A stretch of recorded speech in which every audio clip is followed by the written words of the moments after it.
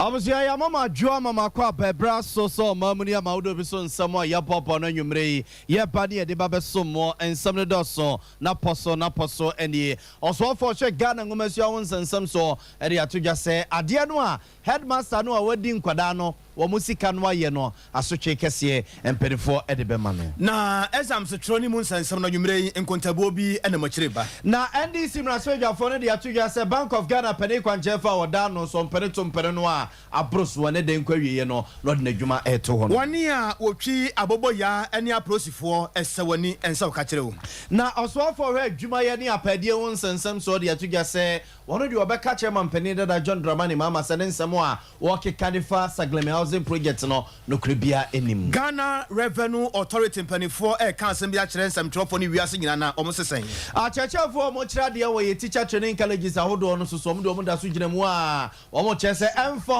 any one in a National Labour Commission in Penn for the Amono strike no more that's where court akwatranase ewo enkramantem ma Mississippi brother pa nsensem no akosi say I was for Universal Natural Clinic say and kancha mu say ye dompe ni ntini mo adwuma fa beda wo mo no monye informal dompe say buo sa afriche sa to dia fa ho Universal Natural Clinics for say furniture o matena ye no mo nhwe entoatoa emfa ema and a mizone 5G ni yeguso aye no nom kase no an ye de boss wo mizone yo mahodo benum yo baako a eye mango nko a baako a ye pineapple nko a and yo baako so ye nka nko and yo baako bia chese fruit ni nyina and yakade boom edepa nanso esichinyum 5G no so ema hode soronko amwotimi de adwuma bia bi and a 3A Herbal Center and the 3A co capsules abadwa so a koko no se fifiri wani ase bebe bia fifiri wo bia ope koko dura no hye ebetima hye ase de ama wo a 3A co capsules dura wo mo ede abadwa so na busia form wani afoforo pinu a and yakekese ani ababia wo bia na nwumre ye bade de ababesomo me de ede na ya obo amale bia boga nwumre me ne nana kwabra kese abuzafo enye brena fen sam no yenkomu ankasa mfama no yede mo hyase e de free Ghana ngomasu ho nsensem na yede mo akọ BEC exams no a ya man ye nuanom nkoma no hyase e free enra eba no a na busu ye free enra no a enkoda no hyase so mo tro BEC exams no na ntete abeto so performance mchefa prono so kire se opani a wono na headmaster eda eye beduata DA Junior High School wo Gomua East ne mpotamo opene ya se nkwada no wo mo BC registration sika no wo twetwa edema no opene na akwakodi sika no mabuzua ewi ase nkwada ne ba mienu de wo mo abo mo ho wo ma show mo school uniform wo mo kuto mo pens no ne ade a wo mo nim so mo kwakotro BC exams ye wo mo du ho no mo no a ana mpenimfo ne ka kire mo se o mo din eni nkrata mo so mo timi etre exams ne bi ena nam so man nkwada ne tuesum bna wo mo boy no na akwakọ ya reho se meduru bebe emperimfo na ho no mo ene so nkoda ne mo chechi wo mu re a nenso o mo chechi a na enchechi vise nkoda ne su a na o mu su no na ano odin abusiafo ba seye no ena nsamtwefo obopine osofo a wono ene hwengumasu ho nsensem so doctor seye waduchum kobusa no se sadie we ya headmaster owo beduata DA Junior High School waye nkoda wate ana ene o chese wate no no di asema wo kanyina se Ghana Education Service mpanimfo enye hye na sa headmaster no wadi nkoda ne sika no asotwe mu odin ene asotwe sefata bia no wo mo emfa ema no doctor say ya odutwum education minister nkoma won nsemptwefo boy eni why exams say you free and the free senior high school BEC free wasi free yeni etua why for direct for BEC any wasi obi a public school bi any how to school fees or to registration fees and you know something there so pa Abuzafo nti we ya doctor say ya waduchu mo so afọ na hwe Ghana ngomasu ho nsensem so na yete ne nka no we ya mra na nsemtwefo abopini no kwakobusa no se headmaster no oda bedu ata DA Junior High School wo Gomua East abaton peso so wo mfinfi mantem no a wadi nkwada ne sika ama nkwada na kwako kansinsemu a wo mu huso wo ko mu huso wo ba no wo eye ne denie ena na ocheche mu de kire se BEC exams no kura no a nkwada ne kwakochro no wɔne ɛwɔ aban schools nyinaa aban afa ho ka ɛne wase nyina nti ɛyɛ ɔmo wanwa sɛ papa ne sɛ twa no ho ɛkɔgye saa nkɔda yi sika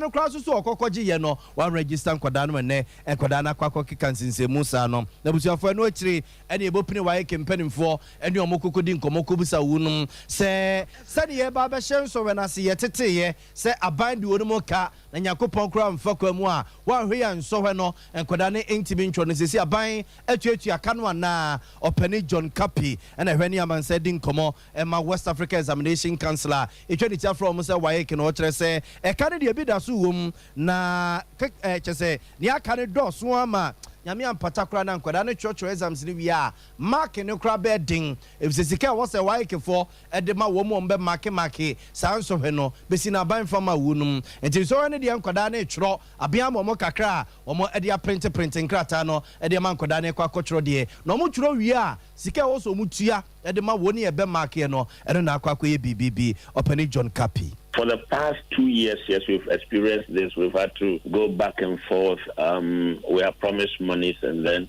we have to wait for the monies to be brought. Again, as I speak, we also have about 9.9 million citizen arrears for WAS 2022. Literally, it's been hand to mouth. I mean, as and when funds are brought in, we look at areas that are urgent and then we settle those ones and wait until we get another tranche of payment from the government. Well, again, for the WAS, yes, we've been able to print.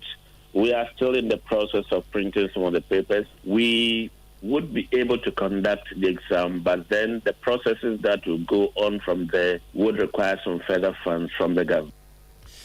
For Penny John Kapi na hwɛ ne amansa de nkɔmmɔ ɛma West Africa Examination Council etwenitia ɛfrɛ ne sɛ waik we yamra ne yɛbɔ pini no akɔ akɔbusa no sɛ ɛka bi a ɛbɛbɛ mu ne adeade no abɛyɛ tuatua na ɛno ɔkyɛ sɛ kane deɛ aban ate bi deɛ firi hɔ no mo ne mom ne ha dwene ɛyɛ sɛ ɔmatima printe ne mom nkwadaa ne twerɛ nso wɔ ne wie a wɔne yɛbɛ mark ne sika a ɛwɔ so mu tuatua de ma wunum ɛma ɔmo de mark exams no ɛno nso so na akɔ akɔka mu a ɛni ɛda kwan sɛ bia na wɔtwe mu ɛntɔ sɛ nkwadaa no ɔmo twerɛ nso hwɛ ne wie deɛ na kakra keka mu ne adeade na aban etuatua ɛde ama wunum na ɔpani no ama nanso hɔ a yɛsan busa no baabi ɛfa ne yɛateɛ kyerɛ sɛ makyere enipa nan bi ɛwɔ nsɔhwɛtwerɛ no a ɛkɔ soɔ no ebi ɛwɔ Tema Central Asante Mantamu ɛna afei nso Dunkwaw ɔnɔfen na nkontabuo ɛkyerɛ sɛ nkɔda a ɛtwerɛ nsɔhwɛ no wɔ Ghana ha sei no ɛyɛ 602,457 na ɔpani Kapi emu asɛm te sɛn. Yes, we've received a few reports from the Ashanti region where one individual was picked up. He was trying to approach the examination hall with some prepared material for the candidates. We've also picked somebody up from Tema West, that's Tema Central actually, where the lady had a tablet that had some information that she intended passing on to the candidates. In the central region, Dunkwaw, to be specific, we picked up 2 people who were answering the questions in the middle of the paper that intended sending into the candidates who were writing the exam here. Well, these are criminal cases according to our rules and regulations governing the conduct of the examination. And anybody who breaches any of these rules, what we do is we simply report you to the law enforcement agencies. They apply our rules and then they are charged and they are sent to court. Operator John Kapi ekasa de ma ensɔhwɛtwerɛ ya ekoso Ghana ha sei no. Awzafo ye toaso ye guso de mu gyina eye BC exams ya ye mane anuanom nkoma no mo kyerɛkyerɛ no a ɛne nsɛm a APP de efiri mu na entity abeto so mpɛfɛ nsɛm twɛfa pono so kyerɛ sɛ atena ye hwɛ Ghana ngomasua ho nsɛnsɛm so ɛso ɔmo ka akyerɛm ama Ghana ma de sie nyina anye ho ntiaseɛ sɛ BC exams no a ye mane ɛkɔ akɔkyerɛ no teacher ni bi ɔbɛba akachira wo batai no se bia simple na se teku ye gene de akwa akɔkyerɛkyerɛ oba ne din ne akwa akɔ register no a ntempara no a ma posifo enchi sa teacher ni no titru ni wo mu a wɔn ɛma ɛwɔ aban schools mu no ne nyinaa bɛɛfa ho ka aban na etuatua sɛ sika no ɛde ɛma abaata no nti obi bia obɛgyina baabi akasa ɛwɔ gye sika ɛde afiri sukuu nkɔdaa hɔnom ɛde akɔ register wɔn sɛ bɛyɛ na BEC exams no wɔn bɛtumi atwerɛtwerɛ bi na wɔyɛ ano kyɛ sɛ ɛyɛ korɔno ɛne awudisɛm ɛna wɔdie no ɔpanin akwasi kwatene a wɔn ahwɛ ne amansa di nkɔmɔ ɛma atena yɛhwɛ Ghana ngomasua ho nsɛnsɛm soɔ ɛna ɛna awia yi wɔn Sompa FM nsɛmtwerɛfoɔ bootu man de fa saa nsɛm wei ɛne awerɛhosɛm a headmaster wɔ Beduata DA Junior High School wɔde ayɛ ne nkwadaa ne sɛ wɔgyegye nkwadaa ne nyinaa sika so wɔkɔ register wunum na ɔde sika no kɔgoro bɛdamaseɛ ɛde wasa ne sire mu a ade mu nso koraa ne sɛ nya wo na wutua ɛyɛ aban na ɛfa ho ka na nso ne nyinaa muo no wantuma register nkwadaa no a ewi ase na nkwadaa ne ɛbɔbna ɔpani akwasi kwaten Ghana Education Service and the Ministry of Education hyehyɛ mu no aban no afa school for wɔn mu school ɛfa wɔn mu adidie wɔn mu ntaade hyɛm wɔn mu nso hwɛtwerɛ mu fiti basic level kosi SHS ne nyinaa wafa na wɔhwɛ a component no examination fees so ɛka ho nti abiri biara no ɛba nso hwɛ wɔn mu bɛtwerɛ sɛ ABC anaasɛ wasi a ɛnya deɛ a mmɔfra a wɔn mu wɔ ana adesuafo no mo any public school bia be ni JHS or senior high school no etwa se bi teku ana asempo a ndi wo hwɛ allegations e ba se head teacher for ni bi asase charge nkora no men wono kwa antima register no ye na kakra na nso ya se GS for no mo hwehwemu wo ho ibi sa akoba so de ana kyese ya koye bibia bu ni kra beka sa na se mba no ye beka se bi a criminal matter na kyese wafa kwan bi so na etinti nipa bi nsa agye o musika because nse say e ho no de eni ho kwan da say utua teku na asempoa ansa na registration ye free nti ade ye free de say bi o ye de no bi koje teku na asempoa enti na ye abribia no so ye sa fa kwanya so no fidie so ma awofo ene obi biara hu say ade bi wo ho na wonte ase a na obusa Ministry of Education na say Ghana Education Service company for no much o muye na say o ho no de wo public school pa de a say school abansa da also de eni kwan say wotua taku na asempoa because aban fa wo masua no ho bibia Abzafo wey ayo pani akwasi kwatene a wohwe ene amansan edi nkomo ema education ministry no ana na ochechi nsemusa so etumu nkyene no se batan bia eni honum titiro ene mu amoma ewo eye aban schools no BEC exams ya enkwada na echotro no headmaster o say headmistress o say teacher ni a wo beka say bia simple na say teku wo je wo ansa na wo register oba no amana timatro so hwani bie no no wo ya no wo kromfo wo mambofo a o sentempara so no wo ye aban asosiri na aban eno enidie wei eya rehosemu asie ewo Beduata Junior High School a ewo eyegomwa East Abaton Pesua so ewo mfimfini mantemu a headmaster agye nkwada ne sika die na nsusuku yi eya aban suku aban jesi no no hye nti omo kra na nka aban na etuatua ede ama wunum empenifo ko so omo kwa kobusa headmaster no sa denti no maye nkwada ne sa wo so agye nkwada ne sika no wie no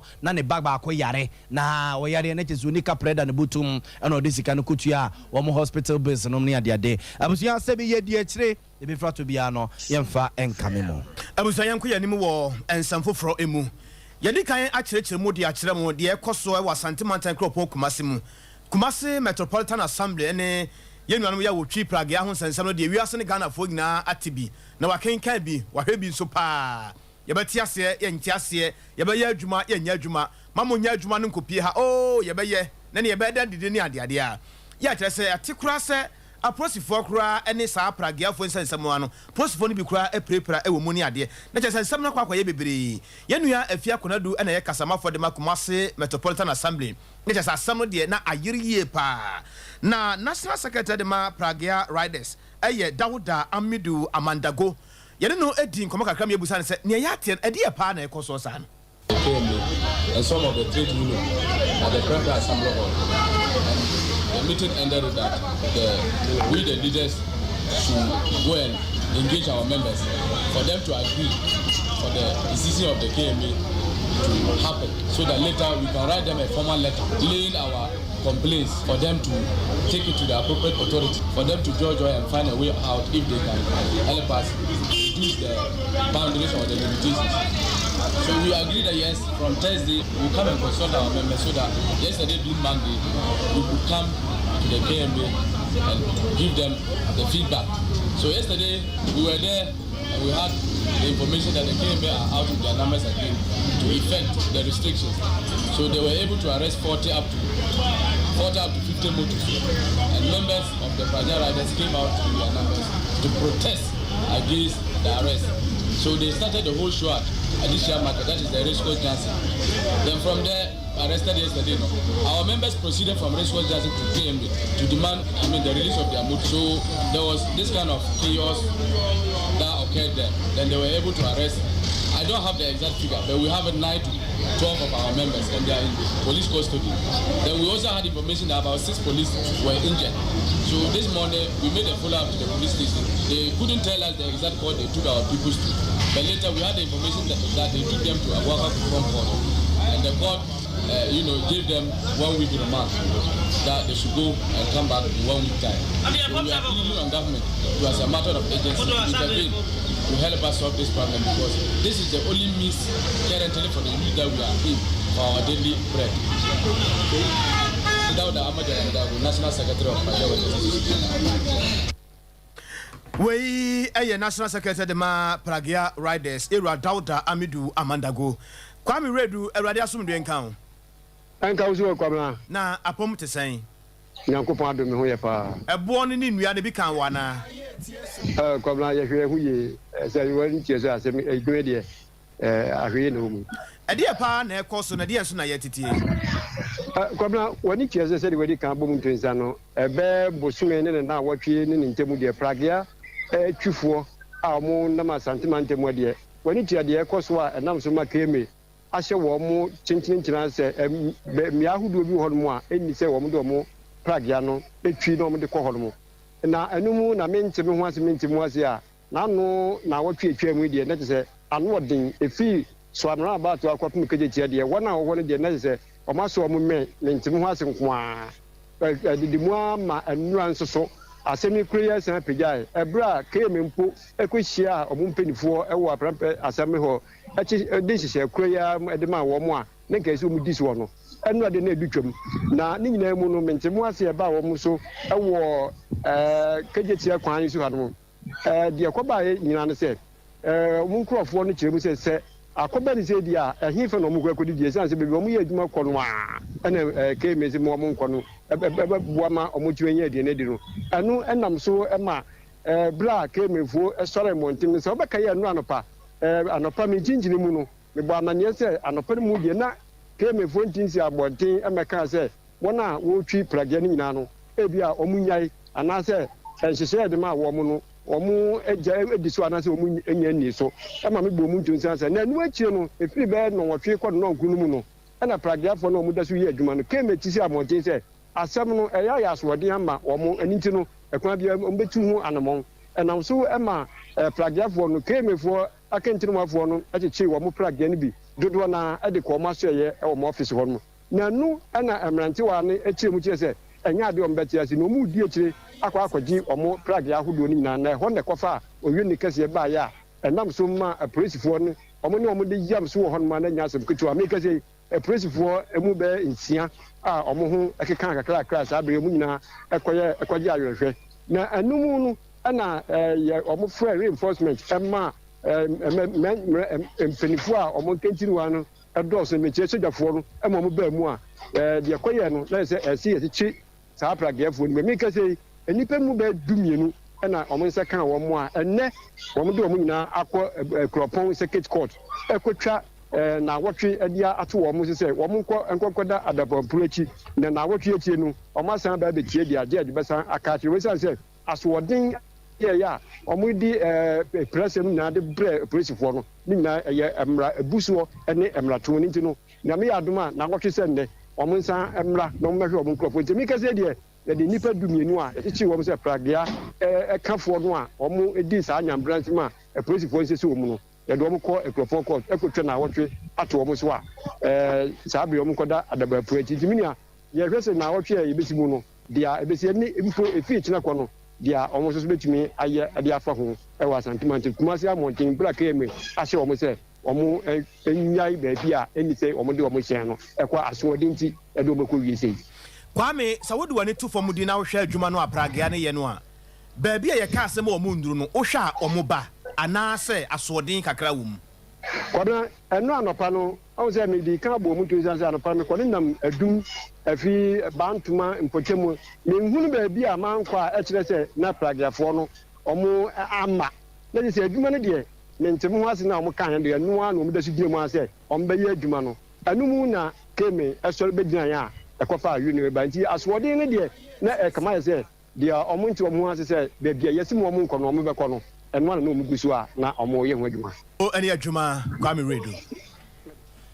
For yɛntoa so na yɛmfa mo mfiri pragea nkɔmmɔ yi ho na yɛmfa mo nsa nkɔ BC nsɔhwɛ no a yɛma no wɔ mo ɛtwerɛ no mo nsɛm na Bankra Chipeni ɔwɔ offenso no for what mpɛsua so asantema say yɛwura Albert Sifa Boampɔn ɛna nkɔdaa bɛbura pem ɛne yɛkyerɛ a wɔn ɛtwerɛ nsɔhwɛ no bi wɔ n'abato mpɛsua so ɛne ne mɛnsini mu no otu nkɔdaa no fo no wasere wu nom sɛ nsɔhwɛ no ɔmo hyɛ aseɛ nnura no ɔbɛsere wu nom sɛ ne yɛbɛyɛ apɔɔsɛm ne yɛbɛyɛ mekobusa me nua ne yɛbɛyɛ sɛ mekɔ akɔtwe mekɔ akɔkɔ bi krataa so no saa nneɛma no nyinaa ɔmo nyae na ɔmo ɛnto ɔmo bo nneɛma no a wɔn asuasua no a ɛne ɔmo akyɛkyɛfoɔ akyɛkyerɛ ɔmo no a ɛno ana mpanimfoɔ ba na ɔmo aba bɛsɔ ɔmo ho ahwɛ ɛnyɛ biribi foforɔ biara ɔpɛne Albert Sifa Boampɔn ɛde saa nsɛm ti dwa wabra no wotu mpasa wɔ ne mansini mu ahwɛ nsɔwɛ no ankwadaa no twerɛ ɔmo twerɛ bi wɔ Akomadan Senior High School ɔmo sa so twerɛ bi wɔ Nkenken so Senior High School Wiafia Kenten Senior High School nom ɛne adeade a ne nyinaa ɔkɔɔ no mo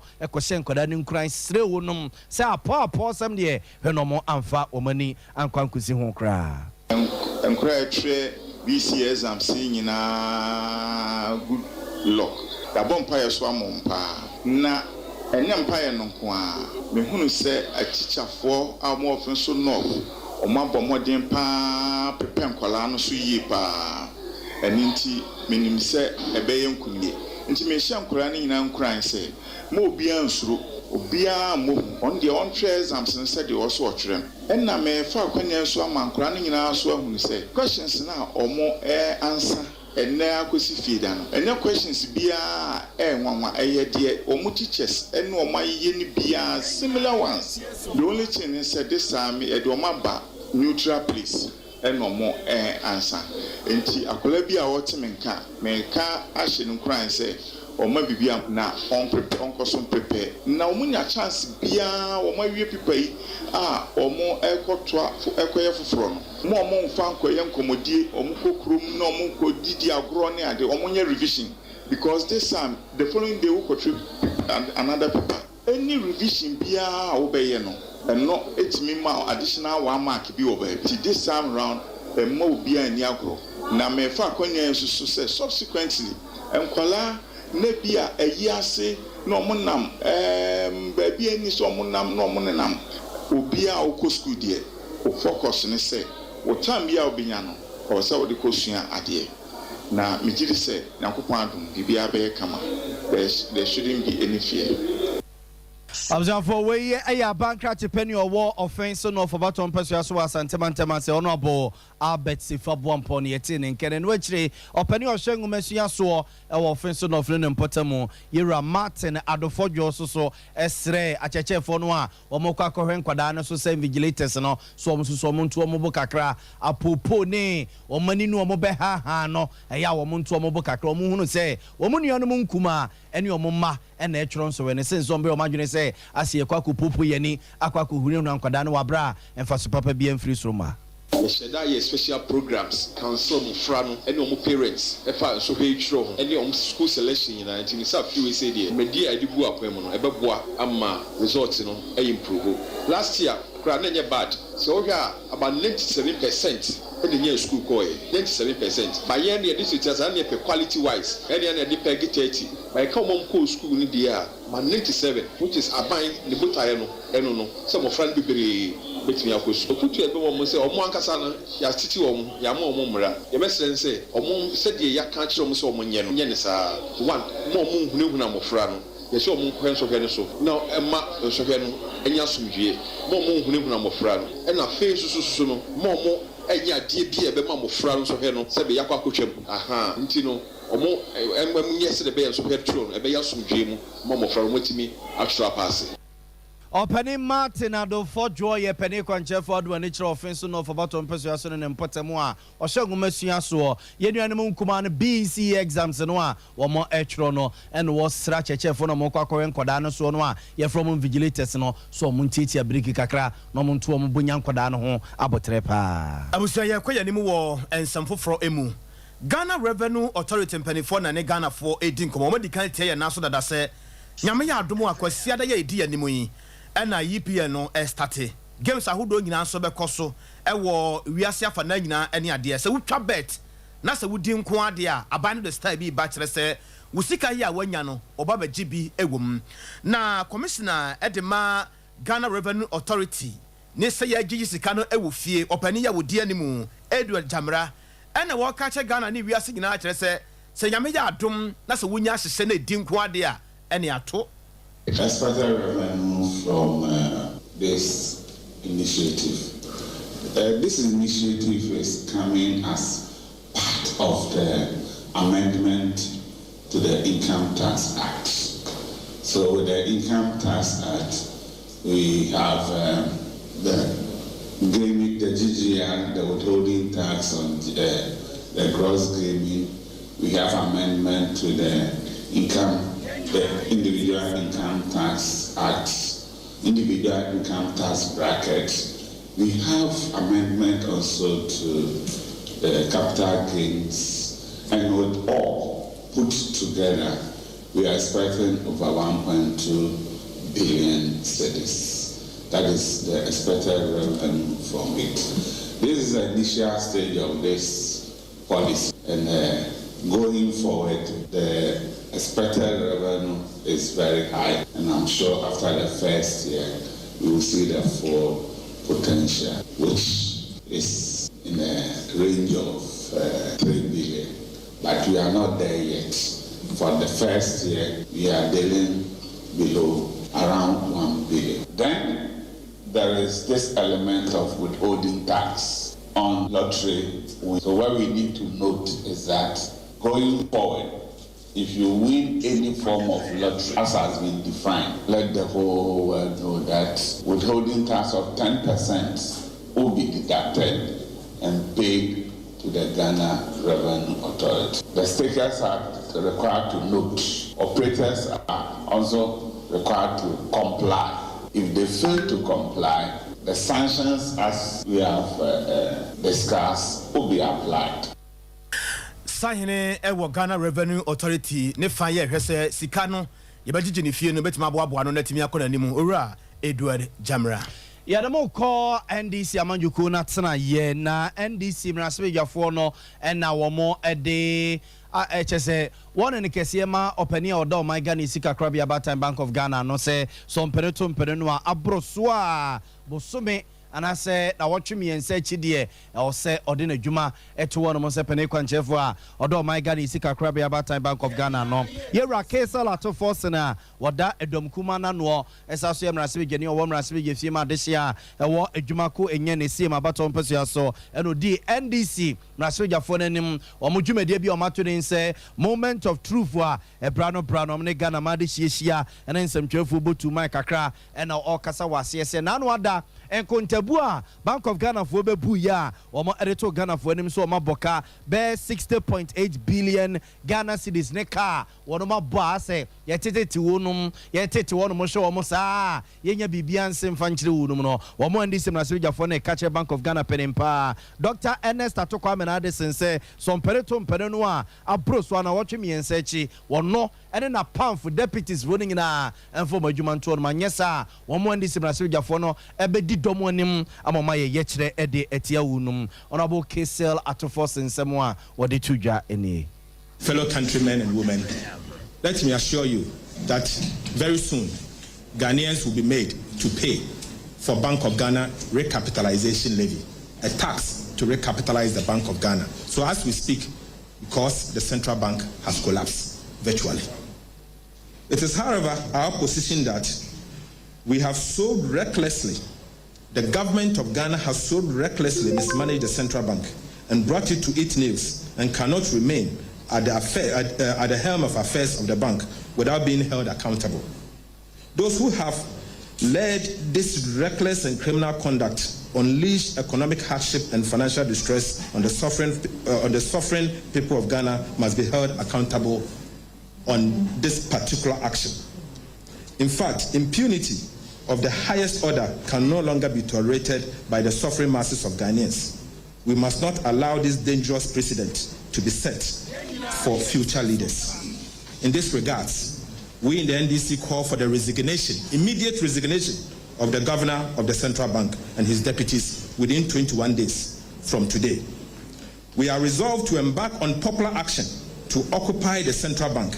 and drive out the team of inept, callous, and criminally minded mismanagers of our finances to save the Bank of Ghana. What we will do is that the march will ensure accountability. Colleagues, the march to ensure accountability will begin in 21 days if the governor of the Bank of Ghana does not do the needful and pack bag and baggages out of that sacred institution that he has unfortunately mismanaged. Dr. Ernest Addison and his deputies must go. There has to be an end to this impunity now. Fellow countrymen and women, let us arise and save the Bank of Ghana. This is the only bank we have that belongs to us directly. The central bank has a big role to play. We cannot allow the Bank of Ghana to be managed and be drawn to this level. We call on all of you that if the governor fails to act by resigning, you join us to march to occupy the Bank of Ghana in 21 days' time, to force him out and to force his deputies out, because we cannot allow this to continue. Arise for Ghana. Fellow countrymen and women, arise for Ghana. Abuzia wa yamra swe dwani o wamra swe gefie ma de se wo adwumako enye ne sie ma bato mpasua so mfimfi mantemo Dr. Kesel ato force na yetene nkan ne nyina a moment of truth Juma DNDC amanyuku no one more a one crap on pedamantemo na nyo no nko na kasa wase se NDC mraswe dwani a minority chief weaponable governs Kwame Agboja so de nanutu mu bi Bank of Ghana yesi kasemo a o mantima hweso and the ekabu brua o my Ghana yabo ono so kasa edefa ho accountable to Parliament, and the 21 days is a long grace period. Which of you will believe that a Bank of Ghana in this level of crisis, self-inflicted, will be building a $250 million new headquarters? In fact, those of you who know Rich Hospital, when President Mahama had the opportunity to lead this country, he built Rich Hospital that you and I can use today. Right opposite of that hospital on the right-hand side is Bank of Ghana new headquarters. As if something is wrong with the old headquarters. You are broke, you have actually collapsed the economy. The next thing you do is to award a $250 million project. And guess what? That project is one of the fastest growing projects in this country. Not hospital projects, not education project, not road project. The fastest growing project in this country is the construction of Bank of Ghana. So how can you tell us that the country is broke when the headquarters of Bank of Ghana is going on at a speed of light? It means that this is deliberate. What will we do after the 21 days? They shouldn't try us. We have options, like we always say. Our options are in our head. They should not try it because we are capable of deploying options that will get him out of office by force if he refuses to go within the 21 days. And we are telling him he should not dare us because we have the capability of driving him out of office with your support. Abusia we a minority chief with honorable governs Kwame Agboja and yetene kanene nyina ne NDC amanyuku nsem twefo nhemu a wona ye wo party na tran yakese won krapon premantemo ne nyina ye sikasem ba bia ya ba beduro ne Bank of Ghana for na no mo nkonta bi o mo kokobu ya o my Ghana yedwa ekokodi ye ya boka susuru e no mo ekyerese papa ne mpeneton empede no a on fa adwuma ne nto wono mo na circuit court ye won kramantano na ekwa atrase ne enipa mako enum ebegina emwatemu odwana nimu ninga no ye maame Cecilia abrada pasika yira ya akotwe nsem bebre na ediaba ebra court ekwa atrase no asemo ekopie mu nyina eyese enipa mienu ya eka enipa enum ya to nsa e de afrem won ya na wo boa maame na wo fie ho yesusu se wo na ewie saa sika no e wo agbelempe ene de keka ho no na kyesa asem no akoya asem obi a e pe de akoso no ene de asie e na ebetie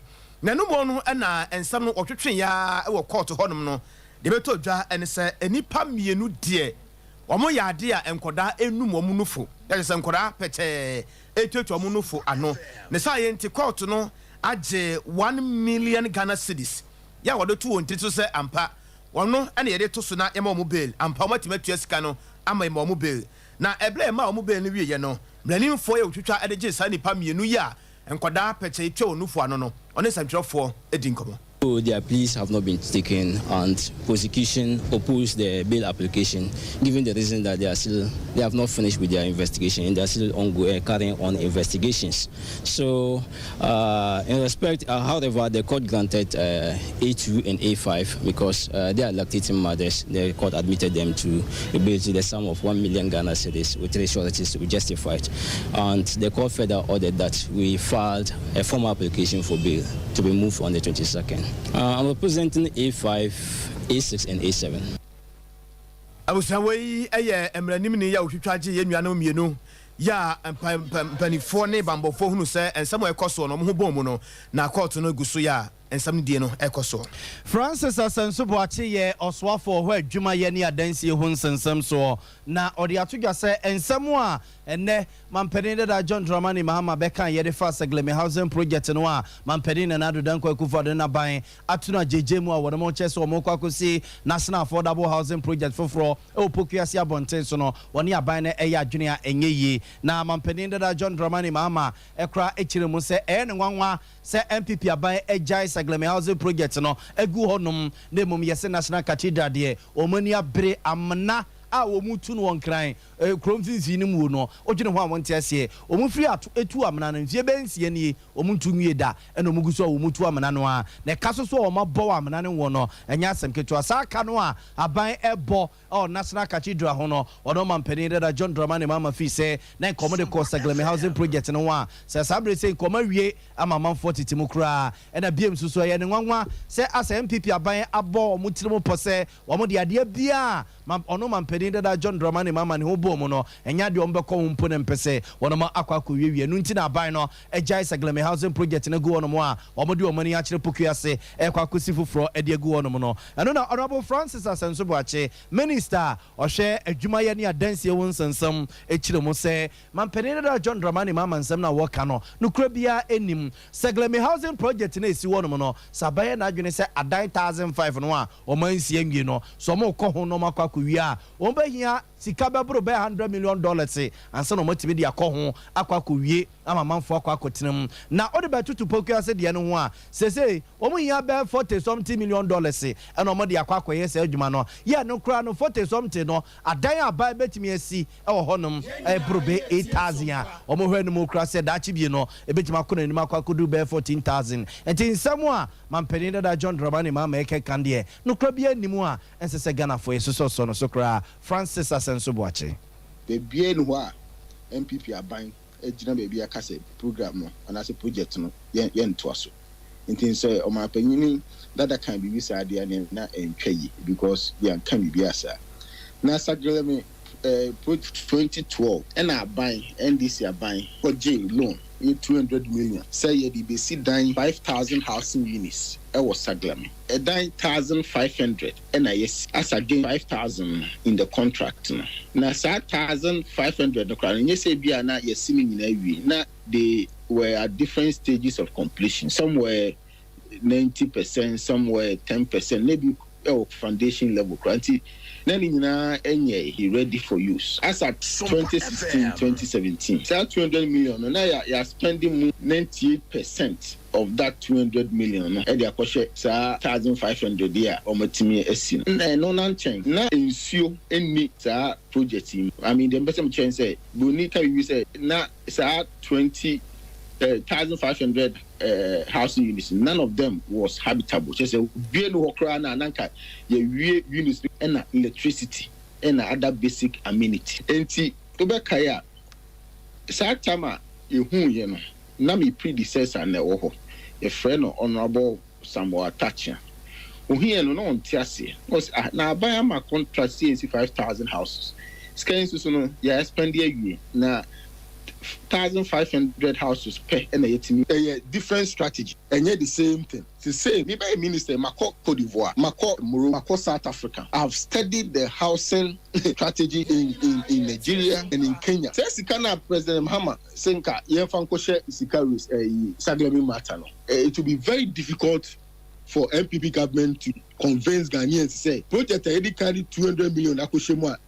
eswan for man for Sobiano. Yes, for additional 114 sankushim. Already, no, government is only leveraging its responsibility of infrastructure provision. Project. Already, we have the land, then we leverage on the infrastructure provision as a responsibility of government. For Francis Asenso Boache Oswafo where a Jumaye ene adansi hunsen semso osaso yemrasibe dwani owo mrasibe jefima deshia awo bantama baton pesu so bantama Asenso Boache ne yete ne nkan nti wo kyerese semampeni da John Dramani mama kujira bebi ko kasa ase Segleme housing project na ban na to na jeje mo aban na nye na dwene so obekọ mpodem pese wakwa akoya no kura bi enim na akeka ne madisi ani a na ebesa fatasa ban ebetam be 46 million dollars no ede akwa kosi pokua se de ne sense ombe o madwene se 46 no ko be o madwene so omde kopokua omde ko Segleme housing project no a enya de ebeduru ba bia mpo ne mpese etimi as wie ama manfo akwa akokirema no nti ana ama o mo kopokua se sense ombe ko Segleme housing project no no Francis Asenso Boache ne yete ne nkan Honorable Thomas Chumasi wa assembly member de ma de sheye wo Goso Zongo Mensia electoral area woni ye nua be ma na Kwame Agema Opambo edin komo ne mu be kan ma sane so anopa no ebra de ache bia adwumade no ekoso no ene ye de breaking news so efa mu se abrante bia ne mfie no be se aduanan ho no ne ade no ato abula bi mawu a akoye nsam bibire o hwe TV na ebra wo yi no ade afiri mu ne ade no na ebra ye nua be ma Agema Opambo edin komo ba ko mienu miensa bia fa akire ahwe de ekoso no o kire se ebra no pa no ema no koye se omokosa nsuo no na saa abrante na wo honum ene wo sere ema no kra se wo ma mu nsuo no bi enom se ba ye agya obetimi anum bi na odagu ne kra ene ne kokoso ampa ema no ema ne nsuo no bi num sade wo sere ye no a na ema no sa nsuo no ko fie wie ye na wo san ba bie mu no wo ba ye na abrante no enyina ho wonto oni hwe a abrante ne mpaboa ye kyele ene da ehonum no na onhwe nsuo no mu din ase nsuo no bibidam ase bibidam ene otumirika kofre abrante yi ne papa eba ya mpani ampom ho ene se abrante na ne sunsuma beto nsuo ani a tesa akoya sam tenten na botwuma si kyerɛkyerɛ mu kyerɛ Kwame Agema Opambo yanti asempa ego so Zongo Mensia ezi school echo ana pabe no nko mu ne so na nko me teacher mai frame asimbi esi ninkan me please team na me free right na me free awubu ya for the team so me boy ni ben se na ma ka sie e wo ho a omu ko me teacher man ni na ho ne no ma ye adwuma no pay pa sie de se ben ma tin ka ke mu awura burum na bua na no pa ho awura mu nye abura so se nti ru ba zo bibi han e mi wura don bi mu de pa cha bi ko nyina bi tia am ye tia chi sio na akara ayi bayi no sai nyame mini no wa entema ni no boma besia nyobi ase ni mpasam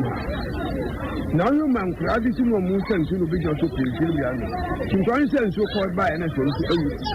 na mu hu ade ko ba na gimo yes ha so bi aso ni no ntem na nan kwa no mu sisa sasa na wo pre no mu nim se bia ewu sa conference pen fo be sia ya o mu sai na se yedu na afudi Honorable Thomas assembly member de ma de sheye Goso Zongo Mensia electoral area na Kwame Opambo amananso a woni o dansini ankasa na o gina ho no so di nkomo mo de asem ma no si ana pani se so sora awon chi ayin ko su si ye wo ya se papa na ba o ba ni su ye ma ni so ni bi ere eno mi ye ma ni so ni wi en ye kwa ko hwe so na gum asaba ye ba ya papa ni na evidence su ani ye papa iri eri ne hanu ana mi tete ni pamlo jem ana me confident papa bai ana o se enwe no so da ni mu emi wa ya bula na da de bi wo wasom anya se fan sabla nye de yenyu ono se anya shi fan sabla yenyu na no janu tusu ti ya twinso ne obusu ya twinso na presence anya police e bai e obusu ba mo bi omusu bia Sompa FM abusa we ya yoro hosem ye fira have goso e bai ye to aso na ye de makọ apoe mantemu na ye de makọ krobia ye fene se akọ Iwase ye wo Yelukrobo abaton pesua so wo eye epoe mantemu na busia entete abato apono so chesa de hye ti krumo no monsrema mpeni na na dodan kwaku for wo chima pc be ma boda se eja so kuta sekan ne se wo cheche o my Ghana cake no a won cheche ne bi nso wo no so na nyamie no mu nie wo mo ebre pa titiru ene se enkwada no wo mpotemu no ma yeso wo mo ene ye Ghana ye future leaders no my Ghana da chi bi ni be kwakoto wo mo so no obehwe ba bia enkwada ne tipa esua de e ma cheche fo kire wo ma de no a na ahomete na areho ento mesere ma mpani na na dodan kwaku for ne mpanimfo a e ka bie wom sa dehye e wo akwa Iwase ye wo Yelukrobo ne mpotemu no omo enchomani emehwe wunum omo se na no ada na get fund mpedifo be ye se omo si dan kakra bi di ama wunum na aboa mangoma su atumi etumpon edan no omo hyase kama pa ene omo si atra length de kra na se be ye ne nua beba beguso no maboso ede nkonya begu mankoda no enya baby partner sua de no na anwe ne sisi wo no mo a omo tu omani ento bia nim entiso a eno mo super efrem penimfo so mo nchomani no more information wunum esan say school no AC basic 6 intino say enkwani ewie basic 6 wa man kwano enante about 45 to 1 hour kwan etwa kwan epo DHS ewo kurofo floso na no so man kwano bebre na ahwe de kwan a omutwa nitino omu nko school no be no say omadane ekuafo no by force and also how kese na esan say anka wo school dan proper e ha nka na kabane san ya establish JHS na ka enkwale be we basic 6 wa hina no na nka mo so ma den o ma to aso akọ JHS e wo ho no enti yesre esan say the school dropout e wo has a dose papa because of the lack of school building and lack of JHS ye ni e wo kro wen mu ana bi kwa esan ni portable drink water so wa enti du opebra aje say ya ye achechire fun ye so midnight 12 o'clock nyako hunting for insuo and also your life is at a risk e wo hono na so any option bia say o say yes ade no yes re impanyinfo MC Yelukrobo MC and a regional minister MP and a education ministry this and a philanthropist and a NGO say omombra no meko ya mwa ye here school dan your school your school dan there it is abandoned since 2016 I was say I call get fan secretary say e won enkrata so say e dan ye wie e din konya ina den egum na so maybe sa ama tie for say so we your school dan ye wie a din konya egum ana I was your phone to way a headmaster or a year school hall money yet and can and a man may a year Ophelia Neta Oko Yelukrobo and Petamo and Pedinfo Hodwa almost young woman so many DHD or can be one also saw adding some say a 2 yenim. Situation dear hard dream in relation to teaching and learning. To say nese a whether ya yesu say no sa na eta bawa ha e ba sa addition me nkoso papa nsan say classroom ni ho nti no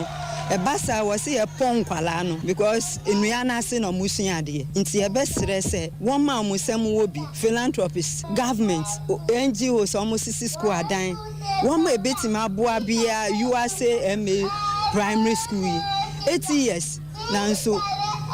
ye need strategy nsi oto ye need classroom nsi oto say addition na wo say ye pon kwala no because classroom ni ho teacher for nti na addition ko so wo nua na ase nsi oto a adesua nkɔ so yɛ books for yɛ nkwala ne for oh adesrɛ deɛ yɛsrɛ aban wɔn a ɔmo bibia NGO philanthropist obi a obetumi ayɛ yɛn mmoa abɛma yɛ dan a yɛ ma no betumi ahyɛ ade te sɛ wɔn a ɔmo nuanom a ɔmo kuro kɛse no mu this is one nyinaa at the end of the day they write the same exams but the conditions are very different. Abzafo we eye mame Ophelia 19 kano do wani che yelo kro baba to mpesua so mpanimfo a omo hwe ngomasua so no waka ho bi oni enu akwabena nya ko a oto ye nkrade fra poe mantemu na edi sa nkomo yeda so agyina mu wa proye mantemu hodomo a ye nua ba na ya akiri twe so adi ba ko bi achi eno so skora so sa ya kesa de hye ye wo oda nkwanta ye wo Brim Central wo apoe mantam so tiemu pa efra ban kire se sade enema sikika kono hadwen ene wo bia bobra na obobra se ampa obetimi ahwe na watimi ahwe ne bayie na adehye ye wo mpota wo kire se sa ban no amamu a hadwen KG blog bia wo honom de emfie besade wo honi ene yayi enema dan no ba bia gina ne sade dan ne sia sugar no hadwen KG school eno de to abayenim se mo bi baby a esre na mi se na wi asem de akọ school na boy yan kese sa no asa ntinka eno bi bitimi afi baby aba aban so yasen asem bi na wa ye bi yato abo ya kasa yato abo yato anya tibe ba ya ko na yetimi dia ye KG dan no ya bi ya no be schools bi ba ya ho de akofom ti esre se sa aban ti yan kan na obi biara individual biara no so betimi aso ye mu na wa boy yan kakra na yan so yetimi dia boy ye kuro yi emre ha ye wo so yi na yetimi aye bibi ma njima for so enya da ache asema kan wanya ahoto se mpeni fe ba so no ombe ye bibi KG blog no so ye kan no me nu kure ni ehu ye man wo ye kura se ko hwe biwa adosie ya ukura job ka se 18 we ada so we so ka Ghana for ho ti esre aban se school no ehia ye KG blog no ehia ye because one of the ba se government school bi enya KG na se ntime na KG bi bi so be boy na otima esima ye almost started no no che se abosumi se beto bombe wi atabosumi se na twam ama eko infin so ye ekwan de tia na de etie na kamehu ye kagata de na se wo ye sweeter obe gata se to the sense insun to mean tata ekwan na mo ye no gata se no mo ye na fa ama mo ga fa enti ye na mo de amuni na ni adu abontu ko mu amene o kase da so wo obi amfa ne sankan ye twen so mba be ye tie na se o che se omo de neka enti be se aban se ode conduct na ka dia on shona on sisi na on tume ma na nsoto a ntumi pie sabe nsu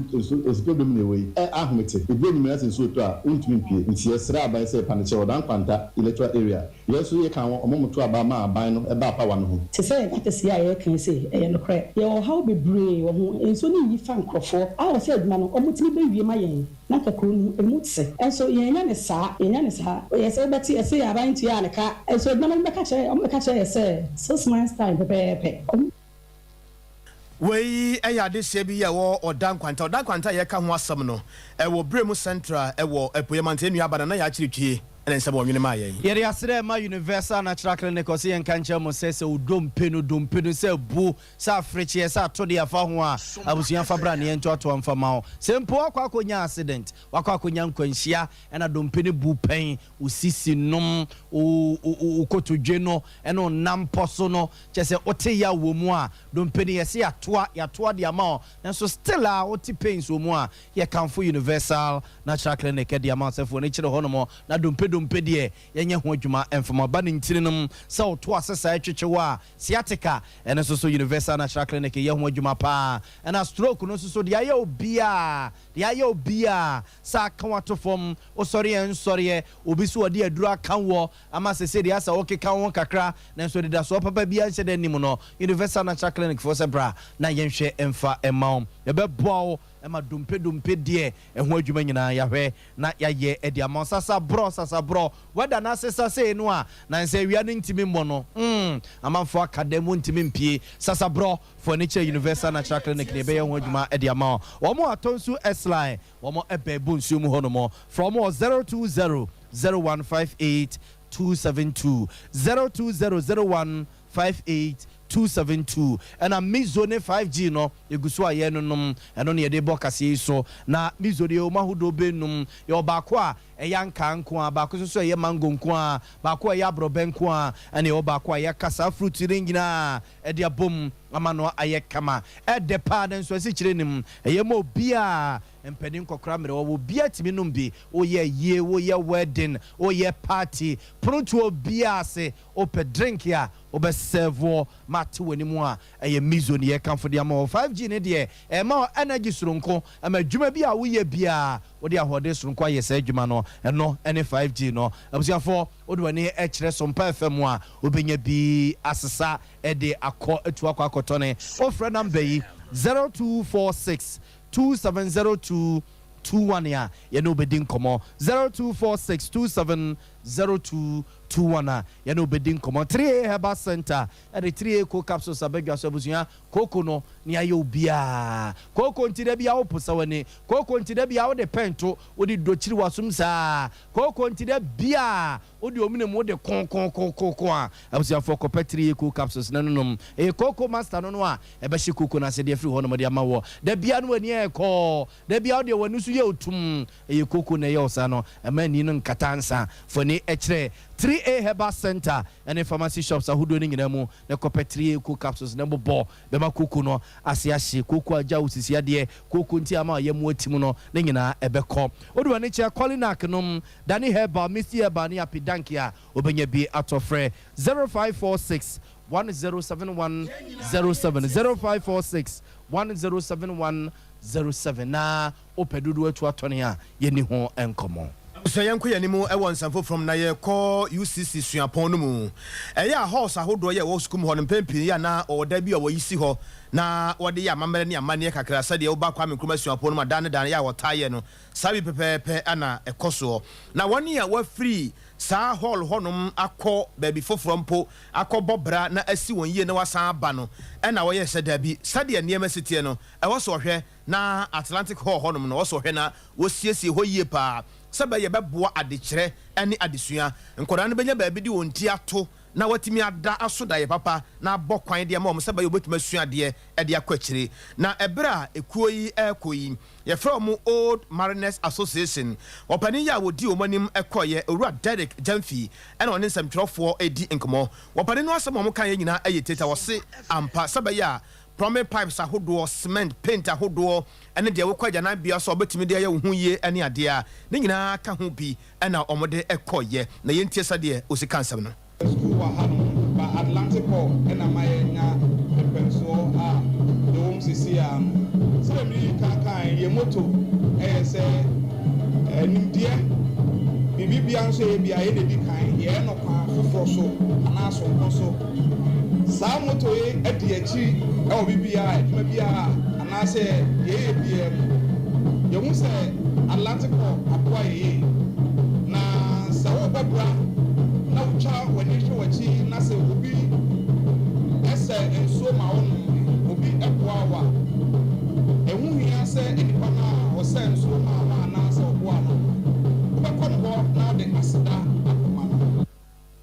President Adema Old Mariners Association Yewra Derek Jamfi ena yetenen kana enuachi Vice Chancellor Ewo Sukum Hon University of Environment and Sustainable Development Professor Eric Nyakun Samson yenua bema Eric Nyakun epiano kakra emoden sam kakra so esoso man ende dimedino oye djuma kesa enye na ye fi ya fa Atlantic Hall University of Cape Coast yesa ne bede yere hwehininchi na ya bo hininchi na oye hede pa usande ya bro bakede obukata do or paper do but in that yes we Engumasium Obenfo Eric Nyakun Samson, Vice Chancellor Ewo University of Environment and Sustainable Development. Na ne kwakwa mukwa President Ewo Atlantic Hall honum Yewra Daniel Apak on so assemony. Nankasa so bi Old Marina. Me so me buy UCC. Aha no mo de me buy. Me share ATM from 1999 to 2002. Because it is one of its kind. Idea. Na ya shada ni so obetumi ayi say aboy. ɛne a etwagu ye ɛyɛ ngomasom obemfo Daniel Apa wo de oni kyerem ɛwɔ mfimfiri mantam mu a UCC suapɔ no mu ɔne Atlantic Hall president and I say you be America nine ni din komo a de mane yi abzanfo ye gina bo so na nwumre nsɛm e papa no de be so mo no ye de mo sia se ni asɔre ya makofori ene na pamfo atena se de asɛm pedipa atoa so de amamo ye ne ye so mo nwumre na ya bo amalibia boga nwumre me ne nana kwabena kese asedan koma production team ebo echido ma nwumre be bia wo bia na timi ba ye ba be so mo kuku a ene chinchin fidie ne de ma yen ya grace ni akoso ye so mo a esusu na keka ne ma de sie ni yesamfo penny ene asante ye bo a Benedict ya da mase e ma mo monitie ene hwa a enyado